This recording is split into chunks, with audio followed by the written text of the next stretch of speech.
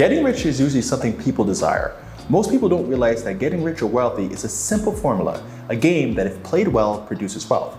In today's episode, I'm going to talk about playing the wealth game and doing so from anywhere in the world.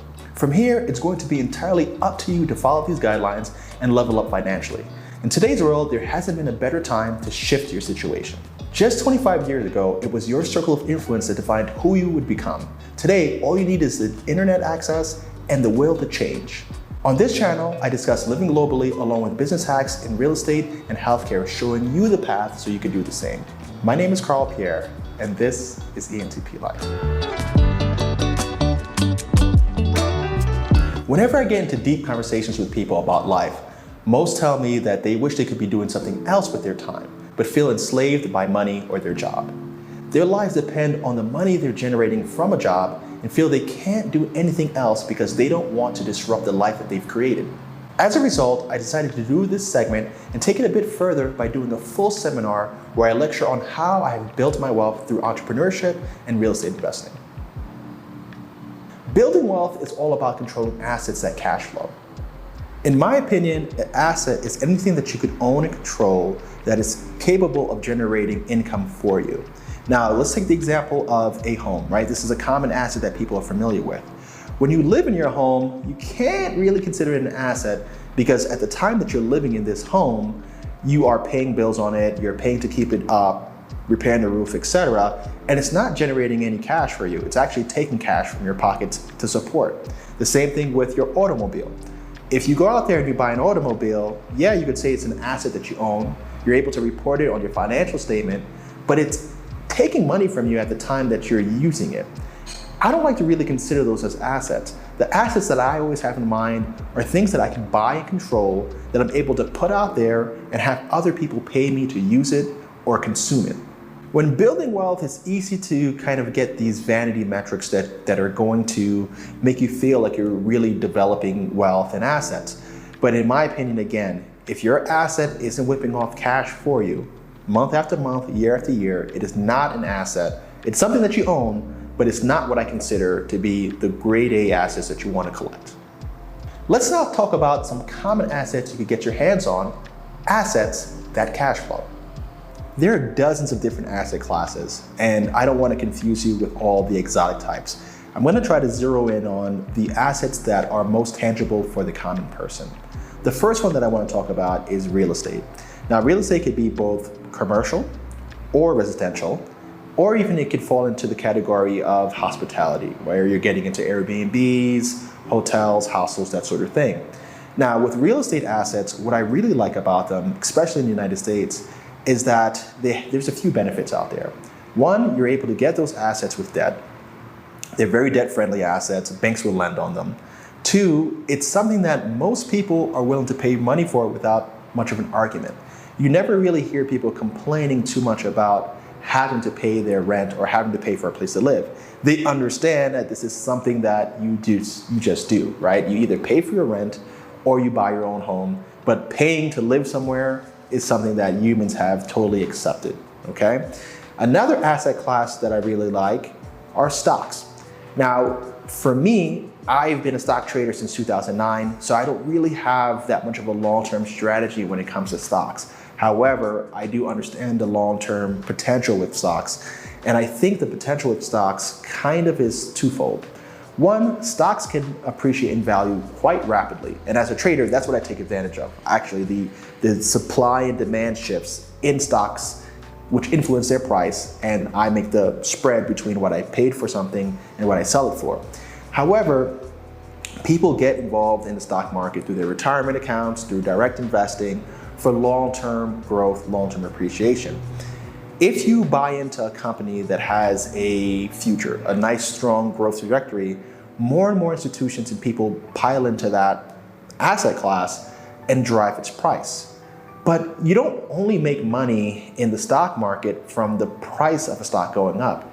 You also can make money from dividends and distributions by those companies. There's a bunch of stocks that do offer dividends. So what happens is if you're an owner of this particular stock before its dividend distribution date or its declared distribution date, you're gonna get money deposited directly into your brokerage account for being a shareholder, for being a partner of that company. So right there, those are two asset classes that are very familiar to people. I'm going to talk about a third one, which are automobiles and transportation assets. A car, in almost all respects, is a depreciating asset that will eventually progress to zero most of the time. But how can this asset that eventually slides towards zero be something that is useful to you? Again, there's an economy out there where you can rent an automobile truly as a rental service, or you could rent it as a taxi. You could literally buy taxis and rent them to people who want to operate taxis, buses, trucks. You could participate in the movement of goods. There's so many ways that you could monetize an automobile asset if you choose to do so. One of the ways that I choose to do so is using the app called Turo. I use my automobiles both at my Airbnbs and I rent them out there, and I also place them on Turo so that I could rent them to the public and generate money as my cars just sit. Right now I'm living in Colombia, so my automobiles are in the United States. Why just have them parked up when I'm able to generate some income above what I'm paying every month and above my insurance cost? Once you're in that situation, you now have an asset that's cash flowing because you're able to service the debt, service the cost, and still come away with more money for your pocket. Once you have assets that cash flow, you can replace your income or take the cash flow and buy more assets. You might be thinking, I'm starting with nothing. What do I do? Well, if you're starting with nothing, you need to get your hands on cash and establish good credit. Without either, you are a fish out of water and you'll never get wealthy. It's a sad reality that people play the money game wrong. What you have to understand about the money game is you will get more money the more you provide solutions for people and the more you make people's lives simpler. People will pay you to either provide a useful solution for their problem, or they will pay you because you're making their life so much more simpler or more convenient. Take electricity, for example. That's a service that was produced, right? This is something that existed in nature that humans controlled, built an infrastructure for, and started to monetize because electricity makes your life so much simpler. If you are thinking about making more money and you're like, hey, I'm working this job, you have a few options.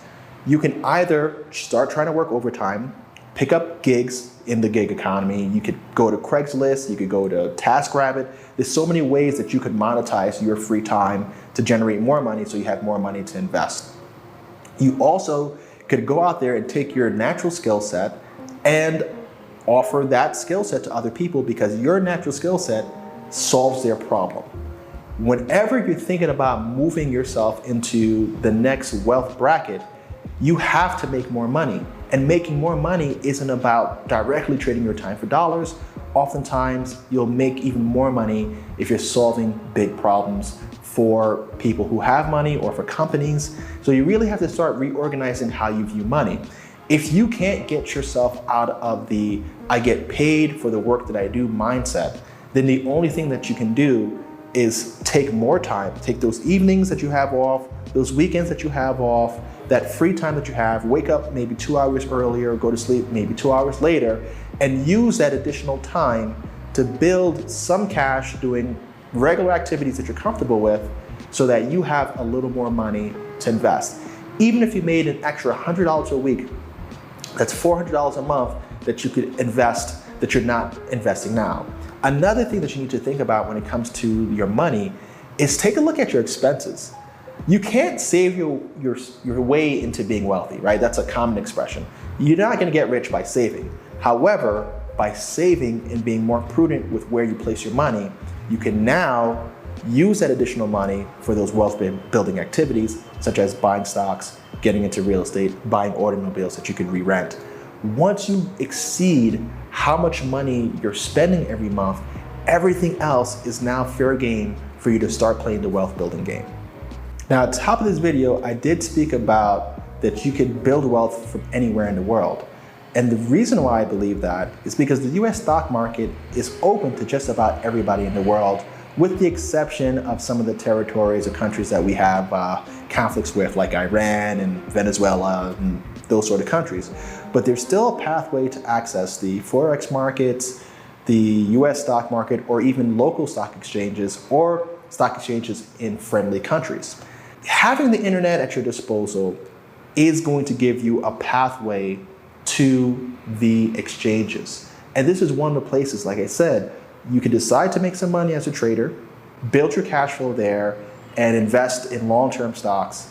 Or you can save some money from whatever country you're in, even if it's $50 a month that you're able to save, and you go out there and you buy one share of Coca-Cola every month that you save $50, you'll get a distribution from Coca-Cola and you'll be able to start parking your money into US assets. For example, here in Colombia, the Colombian peso has been devalued about 25% since the start of the pandemic.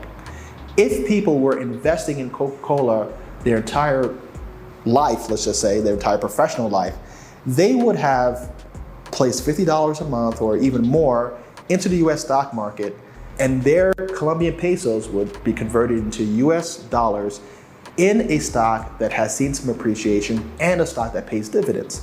So again, it doesn't matter where you are in the world. You have access to key markets and you're able to take advantage of investing anywhere. So don't say that because I'm in another country, I don't have access, I don't have the same opportunities. You don't have the same opportunities, but you do have some opportunities. Remember, the internet has opened the world to you from an education standpoint and an access standpoint. So don't let that go over your head and realize that you have some options. So to recap, building wealth is all about having assets that worth off cash. Some of these assets will gain value over time due to both inflation and appreciation, which is an added bonus when you're investing.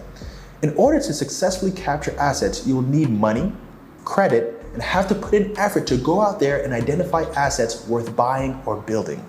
The more you repeat this process, the wealthier you would inherently become. Remember, in most places in the world, you could live on only $1,000 to $3,500 a month. Once you've exceeded that $3,500 per month mark in earnings, you really have all you need to start saving aggressively and pile into assets. If you feel that this is the path for you and want to take a deep dive on this topic, don't forget to reach out to me and my team at info@antplife.com. Remember to use the subject line Wealth Seminar to get more details. I can't wait to chat with you all and see you taking your wealth and money matters into your own hands. Thank you for joining me here at ENTP Life. Until the next one, take care.